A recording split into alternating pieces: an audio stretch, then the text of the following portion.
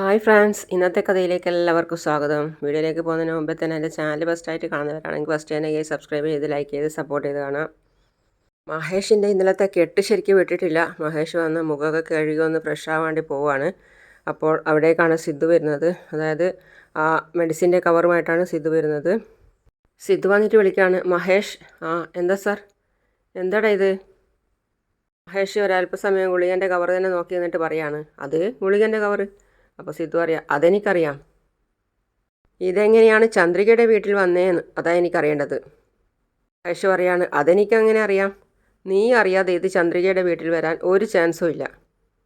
അത് കേട്ടപ്പോൾ മഹേഷ് തല താഴ്ത്തി. അപ്പോൾ സിദ്ധു പറയാണ്, ഇത് എന്തിന് അവിടെ കൊണ്ടുപോയി ഇട്ടു, ഇതെങ്ങനെ അവിടെ വന്നു എന്നൊക്കെ മര്യാദയ്ക്ക് പറഞ്ഞോ.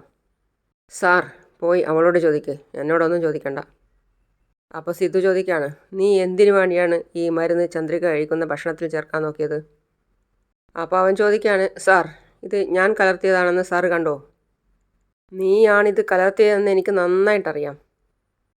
നിങ്ങൾ വലിയ ദിവ്യനാണല്ലോ, അതുകൊണ്ട് കണ്ടുപിടിച്ചതായിരിക്കും. ഒന്ന് പോ സാറേ. വേറെ എന്തെങ്കിലും ജോലി ഉണ്ടെങ്കിൽ പോയി ചെയ്. ഭാര്യ ഭർത്താക്കന്മാർ തമ്മിലുള്ള പ്രശ്നത്തിൽ നിങ്ങൾ ഇടപെടേണ്ട.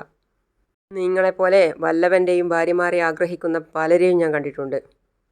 അത് പറഞ്ഞ് വായെടുക്കുന്നതിന് മുമ്പേ സിദ്ധുവിൻ്റെ കയ്യിൽ നിന്ന് കിട്ടി നല്ല എമ്പേന് ചെകിട്ടത്ത്.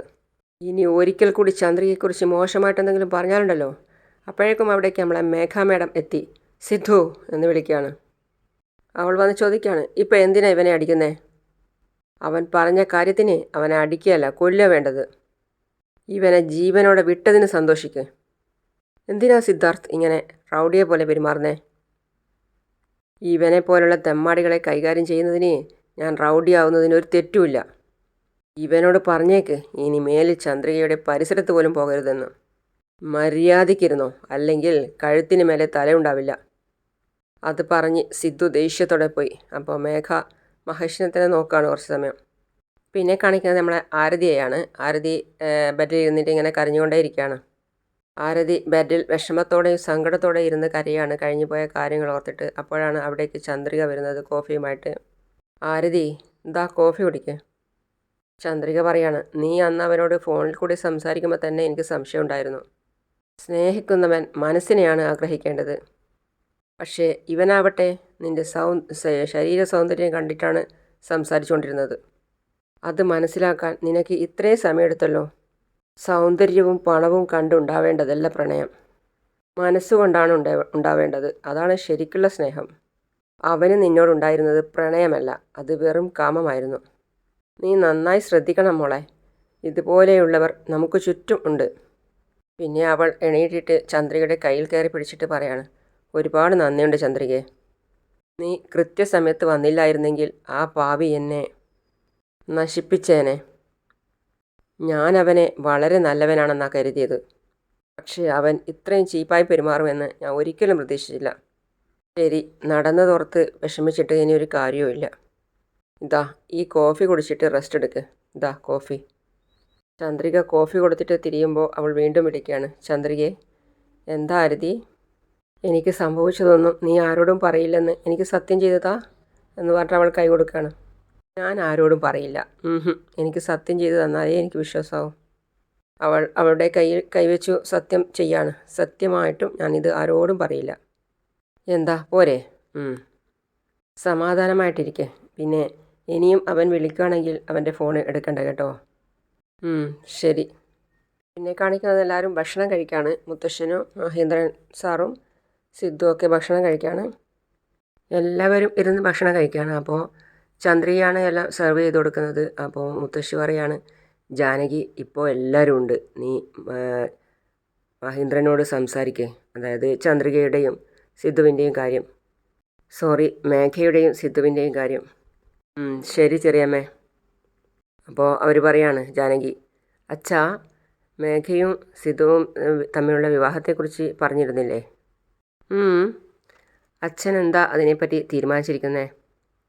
അത് കേട്ട് എല്ലാവരും പരസ്പരം നോക്കുകയാണ്. മേഘയും സിദ്ധുവും ചന്ദ്രികയും ലക്ഷ്മിയും ഒക്കെ പരസ്പരം നോക്കുകയാണ്. മുത്തശ്ശൻ്റെ മറുപടി വാക്ക് കേൾക്കാനായി എല്ലാവരും കാതോർത്ത് കേൾക്കാനായി ആഗ്രഹിച്ച് നിൽക്കുകയാണ്. അപ്പോഴാണ് മുത്തശ്ശൻ പറയുന്നത്, ഇതിൽ നമ്മളെന്ത് തീരുമാനം എടുക്കാനാ? തീരുമാനം എടുക്കേണ്ടത് സിദ്ധു അല്ലേ? അപ്പോഴാണ് മഹേന്ദ്രൻ സാർ പറയുന്നത്, സിദ്ധു, ജാനകി മേഘയെ നിനക്ക് വിവാഹം കഴിച്ചു തരാൻ വേണ്ടി അത് തന്നെ പറഞ്ഞുകൊണ്ടിരിക്കുകയാണ്. ഇതിൽ നിൻ്റെ തീരുമാനം എന്താ?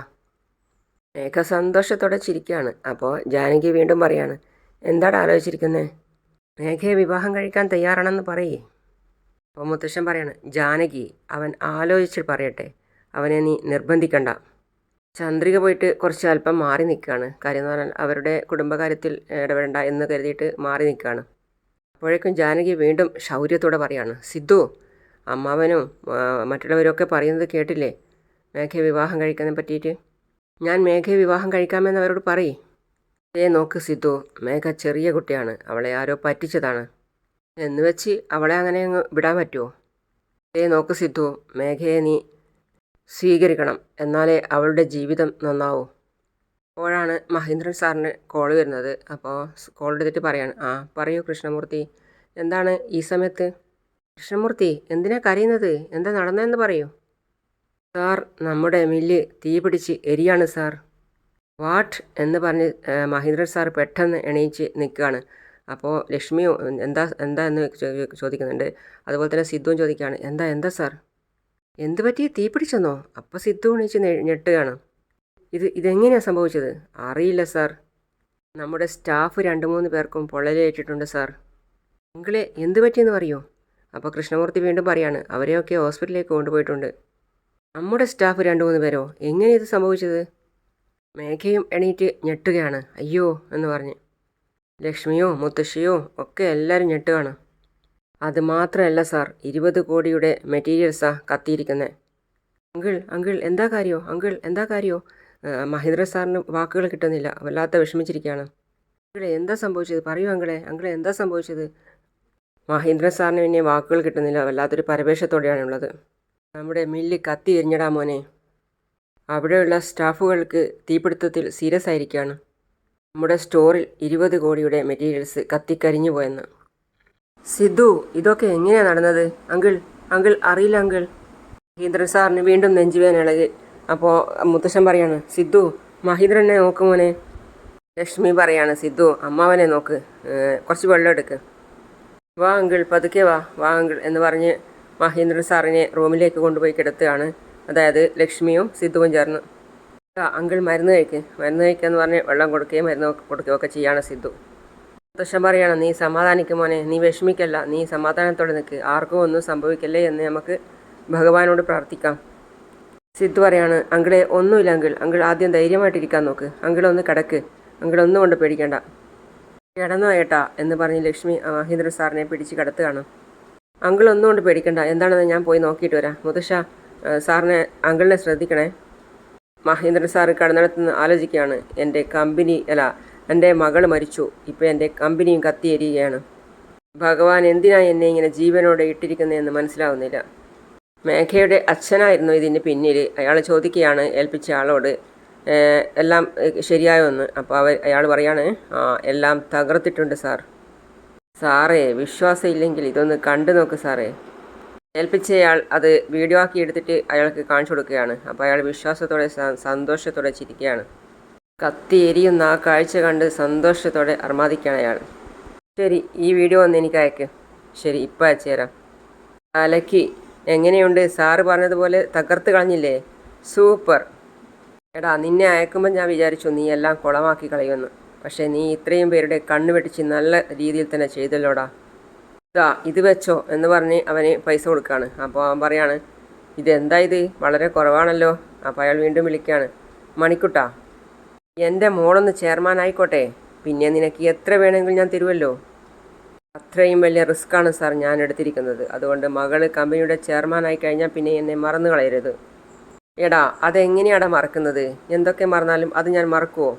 പിന്നെ CCTV ക്യാമറയിലൊന്നും നീ പെട്ടിട്ടില്ലല്ലോ. അതൊക്കെ ഇനി പറഞ്ഞു തരണോ? ഞാൻ മാസ്കൊക്കെ ധരിച്ചിട്ടാണ് പോയത്. എന്നെ കണ്ടുപിടിക്കാൻ പോകുന്നില്ല.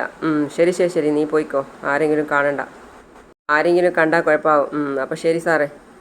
എല്ലാവരും മഹീന്ദ്രൻ അങ്കിളുടെ അടുത്താണ് ഉള്ളത്.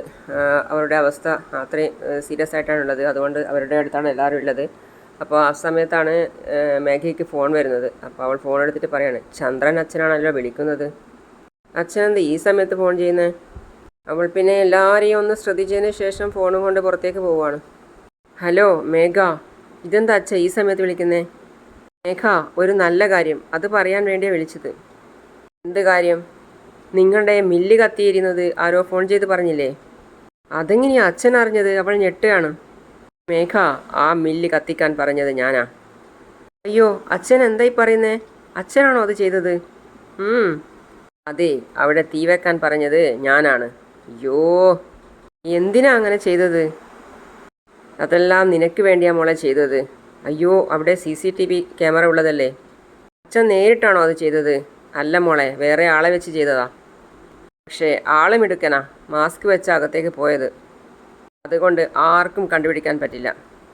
അച്ഛൻ തീ കൊളുത്തിയ ആ മില്ലിൻ്റെ വാല്യൂ എന്താണെന്ന് അച്ഛനറിയോ? അതെനിക്കറിയാം. അത് നീ പറഞ്ഞാലല്ലേ ഞാൻ അറിയൂ. 20 കോടി വാല്യൂ ഉള്ള മില്ല അത്.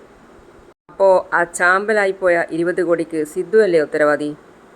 അപ്പോൾ 20 കോടി കത്തിച്ച് നശിപ്പിച്ച ആ സിദ്ധുവിനെ മഹീന്ദ്രൻ സാറ് ആ ചെയർമാൻ പോസ്റ്റിൽ നിന്നും ഒഴിവാക്കുമെന്നുള്ള കാര്യം ഉറപ്പല്ലേ?